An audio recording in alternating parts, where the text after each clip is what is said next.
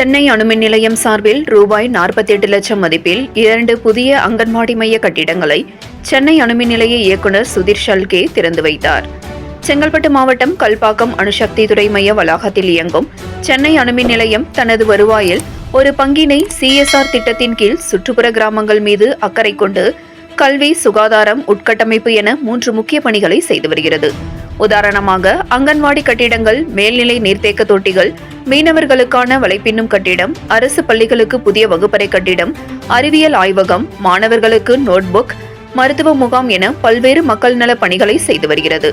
அதன் ஒரு பகுதியாக திருக்கழுக்குன்றம் ஒன்றிய மணமை கிராமத்தில் அப்பகுதி மக்களின் கோரிக்கையினை ஏற்று சுமார் 24 லட்சம் ரூபாய் மதிப்பீட்டில் புதிய அங்கன்வாடி கட்டிடத்தினை கட்டி கொடுத்து அதன் திறப்பு விழா மணமை ஊராட்சி மன்ற தலைவர் செங்கேனி தலைமையில் நடைபெற்றது.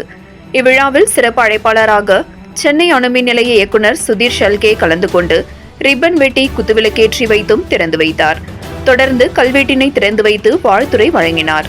அதனைத் தொடர்ந்து வெங்கப்பாக்கம் ஊராட்சி நத்தமேடு பகுதியில் ரூபாய் 24 லட்சம் மதிப்பில் புதிய கட்டிடத்தை இயக்குநர் திறந்து வைத்து வாழ்த்துரை வழங்கினார். நிகழ்ச்சியில் வெங்கப்பாக்கம் ஊராட்சி மன்ற தலைவர் வெண்டாமிர்தம், ஏழுமலை, கல்வியாளர் ஏழுமலை, மணமை ஊராட்சி மன்ற துணைத் தலைவர் பூர்ணிமா சண்முகசுந்தரம், சென்னை அணுமின் நிலைய அதிகாரிகள், மக்கள் பிரதிநிதிகள், சமூக ஆர்வலர்கள் என பலர் கலந்து கொண்டனர்.